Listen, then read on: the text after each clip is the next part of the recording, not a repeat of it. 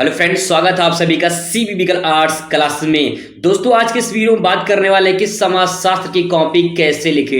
Board परीक्षा में अगर आपको अच्छा नंबर लाना है दोस्तों, तो सबसे पहले कॉपी लिखने की तरीका समझ लीजिए, क्योंकि दोस्तों आपको बता दें, आपकी कॉपी ही आपकी पहचान होती है।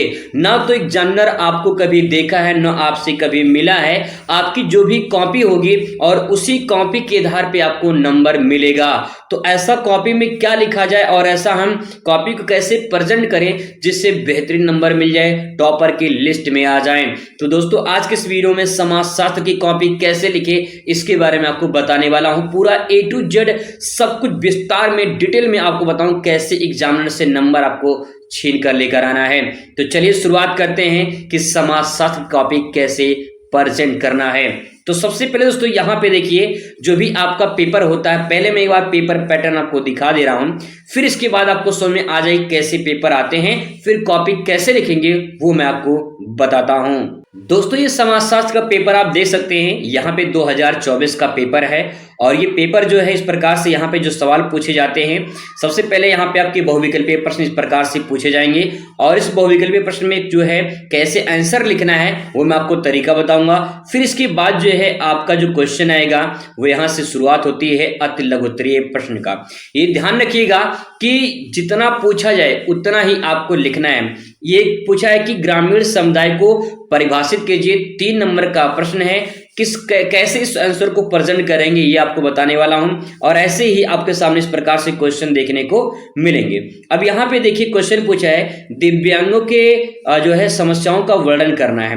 क्वेश्चन यहाँ पे 3 नंबर का पूछा है, तो समस्याएं बतानी है। 3 समस्या कम से कम बताना है।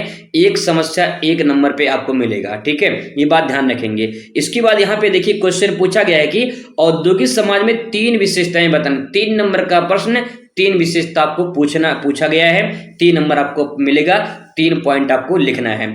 इसके बाद तो यहाँ पे सामाजिक प्रतिनिधि परिभाषा पूछा है, जनजाति से आप क्या समझते ये पूछा गया है, ठीक है। इसके बाद क्वेश्चन आपका लघु उत्तरीय रहता है, जो कि 6 नंबर का सवाल होता है, ठीक है। अब क्वेश्चन पहले पैटर्न देख लीजिए। यहाँ पे सबसे पहले क्षेत्रवाद क्या है। जब क्षेत्रवाद आप हिंदी डाल के लिखेंगे तो आपको 2 नंबर यहाँ से मिलेगा। इसके बाद इसको नियंत्रित करने को सुझाव दीजिए। 4 नंबर का है, आगे 4 नंबर मिलेगा, तो आपको सुझाव कम से कम 4 पॉइंट आपको यहाँ पे प्रेजेंट करना होगा। 4 पॉइंट, ठीक है। कैसे लिखना है कॉपी, आगे पूरा प्रोसेस आपको दिखाने वाले हैं, आपको सब कुछ समझ में आ जाएगा।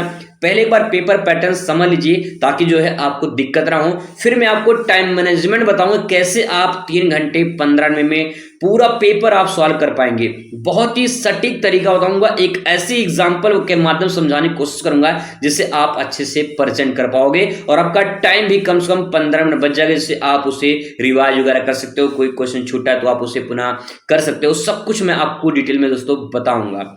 इसके बाद यहाँ पे क्वेश्चन 6 नंबर पूछा गया है कि भारत में भूमि सुधारों पर संक्षिप्त वर्णन कीजिए।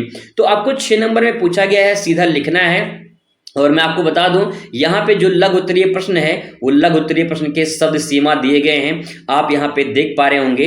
जो आपका अति लघु है ये जो है 11 से 20 क्वेश्चन होता है, 11 से 20 क्वेश्चन नंबर तक, और 25 शब्दों में लिखना होता है। और जो आपका लघु उत्तरीय है ये 50 शब्दों में लिखना होता है। और 50 शब्द का मतलब यहाँ पे 1 पेज तो आपको लिखना ही लिखना होगा, ठीक है। अब दोस्तों यहाँ पे ध्यान रखने वाली बात है कि 1 पेज में 6 नंबर कैसे मिलेगा, समझने की कोशिश करिएगा। बहुत ही बेहतरीन यहाँ पे पॉइंट है कि 6 नंबर क्या 1 पेज पर मिलेगा, लेकिन लिखने का तरीका अच्छा होना चाहिए। कैसे है आगे भी दिखाने वाले हैं कि कैसे 6 नंबर आपको मिलेगा।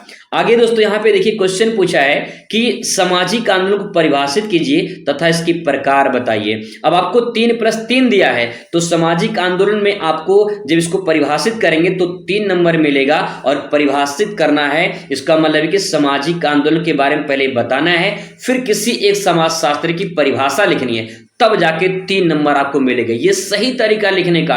और ऐसे लिखेंगे कॉपी में तो आपको पूरा नंबर दोस्तों मिलेगा, नहीं तो 8 विषय में आपको पूरा नंबर जल्दी नहीं मिलता। लेकिन अगर लिखने की कला पता है, लिखने की शैली दोस्तों अगर पता है, तो आपको पूरा नंबर जरूर एग्जामिनर देगा, ठीक है। अब इसके बाद इसकी जब प्रकार बताएंगे तो कम से कम 3 प्रकार तो आपको देना है, क्योंकि 3 नंबर आपको चाहिए।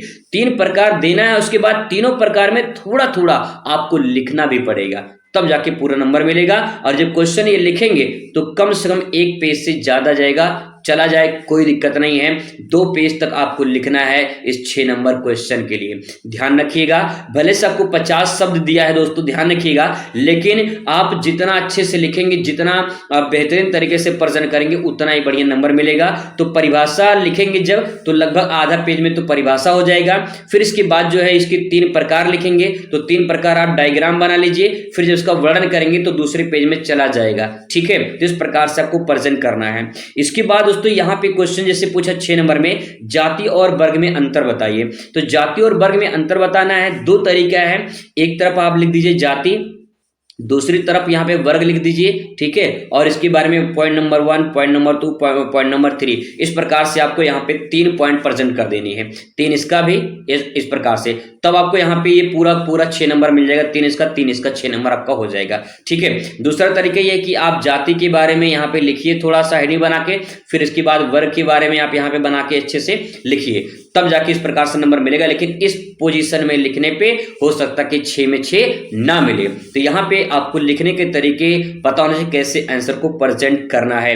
इसके बाद तो सवाल जैसे भारत में संस्कृत विविधता पर टिप्पणी लिखी, तो 6 नंबर में पूछा गया, टिप्पणी आपको लिखना है 1 से 1.5 पेज में। फिर उदारीकरण के परिणाम बताना है, तो आपको 6 नंबर पूछा गया है, तो आपको 1 से 1.5 पेज में इसको आंसर को प्रेजेंट करनी है। इसके बाद दोस्तों आपसे पूछा जाएगा दीर्घ उत्तरीय प्रश्न से संबंधित 8 नंबर का प्रश्न होगा। और यहाँ पे देखिए, स्वतंत्र भारत में महिलाओं के आंदोलन का जो है वर्णन करना है, 8 नंबर में पूछा गया है। और जो लॉन्ग क्वेश्चन होता है वो उसकी शब्द सीमा की दोस्तों अगर बात कर ले यहाँ पे, तो शब्द सीमा आप यहाँ पे दे सकते हैं 150 शब्दों में लिखना है। 150 शब्दों का मतलब दोस्तों अगर बता दें आपको 2 पेज में, तो 150 शब्द आराम से आ जाएंगे, लेकिन आपको कम से कम 2.5 से 3 पेज में आंसर को प्रेजेंट करना है, तभी पूरा नंबर आपको मिल पाएगा। और यहाँ पे देखिए क्वेश्चन आपको अथवा करके दिया रहता है, दहेज प्रथा क्या है, इसके जो है दुष्परिणाम बताइए, तो आप इस प्रकार से प्रेजेंट करेंगे। और यहाँ पे जैसे पूछा भूमंडलीकरण सब क्या समझते हैं, इसके जो है सामाजिक परिणाम बताइए, इस प्रकार से आपको लिखना है और प्रेजेंट करना है। आइए देखते हैं कैसे अब आंसर को प्रेजेंट करता है और पूरा का पूरा आंसर जो है आपको कैसे कॉपी में उतारना है। दोस्तों सबसे पहले यहाँ पे बहुविकल्पीय प्रश्न आप कॉपी में लिख देंगे, और इसके बाद जो भी आपका प्रश्न रहेगा यहाँ प्रश्नोत्तर नंबर 1 लिख देंगे, लगे हाथ अंडरलाइन कर देंगे। और इसके बाद यहाँ पे लिखेंगे 1 का C सही है। मान लो एक एग्जाम्पल के माध्यम समझते हैं, मान लीजिए 1 का C सही है, तो यहाँ पे 1 का C का आंसर लिखेंगे और ऐसे इस प्रकार से सही का निशान निकाल देंगे, आपका काम हो जाएगा। एग्जामिनर चेक करेगा, 1 नंबर इस पे आपको दे देगा। ठीक है, ये सही तरीका है। अब देखिए यहाँ पे अगला जब प्रश्न लिखेंगे तो ध्यान रखिएगा, यहाँ पे जब लिखेंगे देखिए मैंने एक लाइन गैप किया है यहाँ पे, ताकि ये पूरा स्पष्ट साफ सुथरा दिखाई दे। ज्यादा दोस्तों अगर काट पीट कर देंगे तो बहुत दिक्कत हो जाएगी, एग्जामिनर का दिमाग शुरू में खराब हो जाएगा भैया, तो नंबर नहीं मिल पाएगा। इसलिए एग्जामिनर को खुश करना है, यानी जैसे कॉपी देखे तो लगे यार क्या कॉपी लिखा बच्चे ने, बहुत अच्छे तरीके से आपको नंबर मिलेगा। अगर एग्जामिनर के दिल से आवाज आएगी भाई क्या कॉपी लिखा है, कितना बेहतरीन लिखा है, तो अब भले से गलत रहे लेकिन अगर अच्छे से प्रेजेंट किया है ना तो बढ़िया नंबर मिलेगा, ये बात ध्यान रखिएगा। ठीक है, अब यहाँ पे लिखने की शैली में आप देख लीजिए कि यहाँ पे मैंने गैप कर रखा है ताकि जो है स्पष्ट दिखाई दे। और इसके बाद जब मैंने दूसरा आंसर लिखा है तो यहाँ पे देखिए 2 लाइन मैंने छोड़ दिया है, ताकि जो है यहाँ पे अच्छे से साफ सुथरा स्पष्ट दिखाई दे। और मुझे 1 नंबर इस पे मिल गया है, तो 1 नंबर इस पे भी मिल जाएगा, क्योंकि मैंने साफ सुथरा अच्छे से प्रेजेंट किया है। यहाँ पे अंडरलाइन खींच देंगे, एक तरफ ही लाइन खींचेंगे, दोनों तरफ कॉपी में लाइन नहीं खींचेंगे। और दोस्तों ऐसे ही आपको कॉपी में बहुविकल्पीय प्रश्न लिखने हैं। इसके बाद प्रश्नोत्तर नंबर 3 आएगा, जैसे देखिए यहाँ पे 2 लाइन गैप किया है मैंने, फिर 1 लाइन यहाँ पे गैपिंग है, फिर इसके बाद आंसर को प्रेजेंट करनी है, फिर 2 लाइन गैप करना है, फिर अपने क्वेश्चन को लिखना है और इस प्रकार से जो है अपने आंसर को प्रेजेंट कर देनी है। ठीक है, जो भी सही होगा आप उस प्रकार से अपनी कॉपी को लिखेंगे।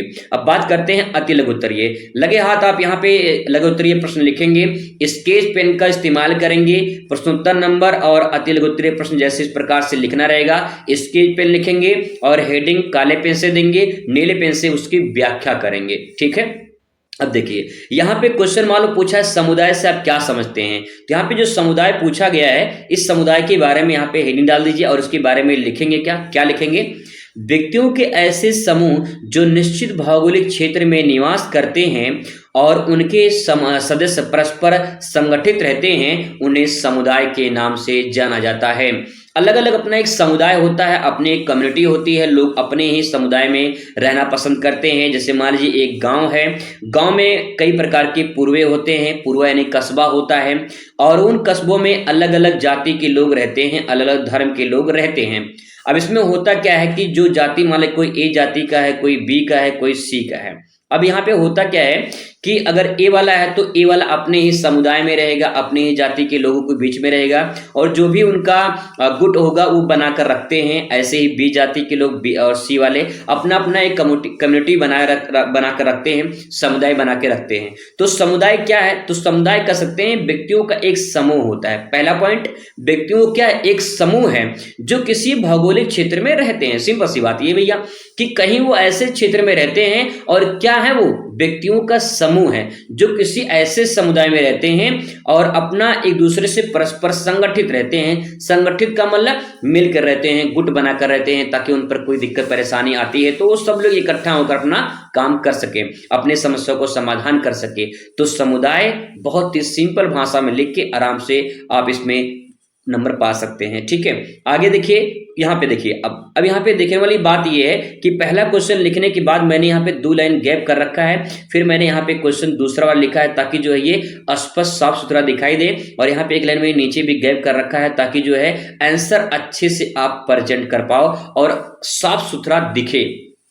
क्वेश्चन पूछा है जन्म दर क्या होता है, तो जन्म दर की व्याख्या करना है आपको। तो यहाँ पे लिखना है पहले हेडिंग। देखिए दोस्तों ध्यान रखिएगा, क्वेश्चन से ही आपको हेडिंग बना लेनी है, और जब हेडिंग बना कर लिखेंगे ना तो इससे आपका प्लस पॉइंट हो जाता है और आपको बढ़िया नंबर मिल जाता है। जहां 3 नंबर का क्वेश्चन है वहां पे आपको 2 ही नंबर देगा। इससे अच्छा है कि आप ऐसे लिखिए तो आपको 3 में 3 पूरा नंबर मिल जाएगा। ठीक है, आगे देखिए, यहाँ पे जन्म दर के बारे में पूछा गया है। प्रति 1000 स्त्रियों द्वारा जीवित जन्म देने वाले बच्चों की संख्या को जन्म दर कहा जाता है। इस प्रकार से लिख दीजिए। अब यहाँ पे एक पॉइंट और ऐड करना चाहिए था, जैसे कि यहाँ पे जन्म दर बराबर क्या होता है, एक सूत्र है, फार्मूला है। उस सूत्र को अगर आप यहाँ पे लिख देंगे तो भैया और प्लस पॉइंट का काम कर देगा।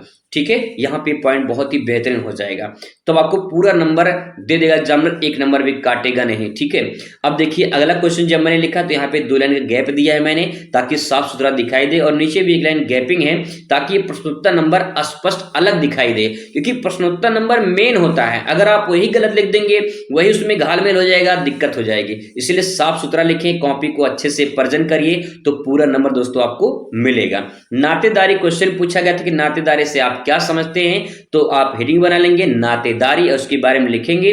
नातेदारी व्यवस्था रिश्तेदारी का ही एक व्यवस्था है जिसमें एक परिवार दूसरी परिवार से संबंध स्थापित करता है। नातेदारी रक्त संबंधी और विवाह संबंधी 2 आधार पर होता है। इसको मैं आपको एग्जाम्पल के माध्यम से अगर समझाऊं तो आप इतना समझ लीजिए, मान लीजिए कोई एक लड़का है, ठीक है, और कोई एक लड़की है, मान लेते हैं। अब इन दोनों की करा देते हैं शादी। ठीक है, इन दोनों की शादी करा देते हैं। तो देखिए जब तक ये अनजान होते हैं तब तक कोई नातेदारी यानी रिश्तेदारी नहीं होती है, लेकिन अगर इस लड़के की इस लड़की के साथ शादी करा दिया जाए तो इस लड़के का पूरा परिवार इस लड़के के परिवार के रिश्ते के साथ जुड़ जाता है, एक रिश्ता बन जाता है, और उसी रिश्तेदारी को नातेदारी के नाम से कहा जाता है, जाना जाता है। तो ये कैसे हुआ? ये भैया हुआ विवाह के आधार पर हुआ, और नातेदारी यानी रिश्तेदारी 2 ही आधार पर होता है, एक विवाह के आधार पर, दूसरा रक्त के आधार पर। रक्त के आधार पे क्या मतलब, इन दोनों की जब शादी हो जाएगी तो भैया इनका जो है यहाँ पे शादी होने के बाद शादी होगी, बच्चे होंगे, तो इनका जब बच्चा आएगा तो अब इनका ही बच्चा रक्त संबंधी हो जाएगा। ये भी तो रिलेशन बन जाएगा, इनके मामा होंगे, इनके चाचा होंगे, इनके मामी होंगी, इनके नाना नानी होंगे, तो ये रिलेशन बन जाएगा। तो ये क्या हुआ, ये रक्त संबंधी हो जाएगा। ठीक है, वही चीज यहाँ पे कहा गया है कि रक्त संबंधी और विवाह संबंधी होता है। ठीक है, आई होप आपको समझ में आया होगा दोस्तों। ऐसे ही मैं आपको थ्योरी भी अच्छे से करवा दूंगा, अगर आपको समझ में आया होगा तो एक बार कमेंट जरूर करिएगा। चलिए अब आपका दोस्तों क्वेश्चन आता है इस प्रकार से, लघु उत्तरीय प्रश्न। लघु उत्तरीय जो प्रश्न आपसे पूछा जाएगा इस प्रकार से आप लिखेंगे लघु उत्तरीय प्रश्न, और यहाँ पे उत्तर संख्या भी लिख सकते हैं, प्रश्नोत्तर नंबर भी लिख सकते हैं, आंसर नंबर भी लिख सकते हैं, जो भी आपकी इच्छा कहे। आपको यहाँ पे क्वेश्चन नंबर प्रेजेंट करना है, बस आपको इतना ध्यान रखना है। मान लीजिए क्वेश्चन पूछा कि जनसंख्या वृद्धि के दुष्परिणाम क्या हैं और जनसंख्या वृद्धि की उत्पन्न समस्याएं क्या हैं, ये हमें समझना है। तो दुष्परिणाम में यहाँ पे लिखेंगे हेडिंग बना के और लिखेंगे इसमें भारत में जनसंख्या वृद्धि एक प्रमुख समस्या है।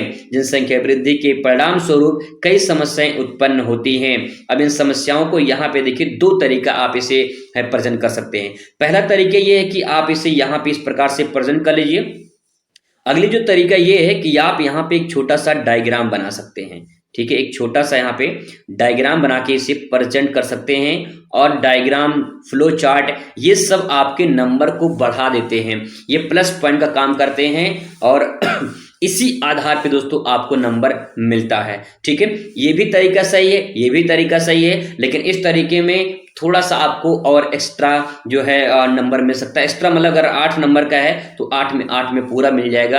नहीं तो अगर आप इस प्रकार से लिखेंगे या ऐसे हेडिंग बना को ऐसे लिख देंगे तो हो सकता है कुछ 6 नंबर ही मिले, 5 नंबर ही मिले, तो नंबर कटने के चांस रहते हैं। इस प्रकार से प्रेजेंट करेंगे तो आपको कोई दिक्कत नहीं होगी। अब दोस्तों आपके सामने आता है विस्तृत उत्तरीय प्रश्न जो 8 नंबर आपको देकर जाएगा। ये 8 नंबर आपको लेना है तो कैसे आंसर को प्रेजेंट करना है। सबसे पहले प्रश्नोत्तर नंबर 27, यहाँ पे जो भी प्रश्नोत्तर नंबर रहेगा आप उसे यहाँ पे लिख देंगे और यहाँ पे लिखेंगे सामाजिक आंदोलन, जो भी आपकी हेडिंग रहेगी, और इसके बारे में लिखेंगे कि समाज में कुछ बुराइयां या भ्रष्टाचार फैलने लगता है जिसको दूर करने के लिए समाज के कुछ लोग या संगठन वर्ग आगे बढ़ता है। इस संगठन के प्रयास को जो है सामाजिक आंदोलन के नाम से जाना जाता है। बहुत सारी ऐसी बुराइयां समाज में स्थापित हो जाती हैं, कुछ ऐसी कुरीतियां हो जाती हैं जिनके कारण कुछ लोग आगे आकर समाज की भलाई के लिए काम करते हैं और उसी को सामाजिक आंदोलन के नाम से जाना जाता है। समाज के आंदोलन का मुख्य आधार समाज वर्ग होता है और उसका उद्देश्य सामाजिक, आर्थिक, राजनीतिक, सामाजिक समाधान करना होता है। तो यहाँ पे जो भी सेंटेंस लिखा गया है बस इतना समझिए कि सामाजिक आंदोलन के बारे में लिखा गया है। अब यहाँ पे एक छोटी सी परिभाषा दे देंगे हर्टन या हंट के अनुसार। इसमें लिखा गया है कि सामाजिक आंदोलन समाज अथवा इसके सदस्यों में परिवर्तन लाने अथवा इसके विरोध करने के सामूहिक प्रयास होते हैं। कहने का मतलब दोस्तों ये है कि इन्होंने कहा है कि समाज में जो आंदोलन किए जाते हैं वो समाज अथवा समाज के सदस्यों में जो परिवर्तन लाने के लिए होता है उसके लिए किया जाता है और उसका विरोध सामूहिक प्रयास यानी सबका प्रयास होता है ताकि समाज का सबका भला हो। तो इस प्रकार से आप लिख के फिर इसके बाद आगे क्वेश्चन जो भी हेडिंग रहेगा आप उसे उसको दुष्परिणाम ये सब जो है उसकी समस्या का समाधान या फिर जो भी पॉइंट रहेगा आप उसे अच्छे से प्रेजेंट कर सकते हैं। तो दोस्तों इस प्रकार से जो है आपको अपने आंसर को प्रेजेंट करना है। अगर ऐसे अपने आंसर को प्रेजेंट करेंगे तो आपको पूरा नंबर जरूर मिलेगा। चलिए मुलाकात करेंगे दूसरे वीडियो में, तब तो दोस्तों खुश रहिए, मस्त रहिए और जिंदगी में स्वस्थ रहिए। धन्यवाद।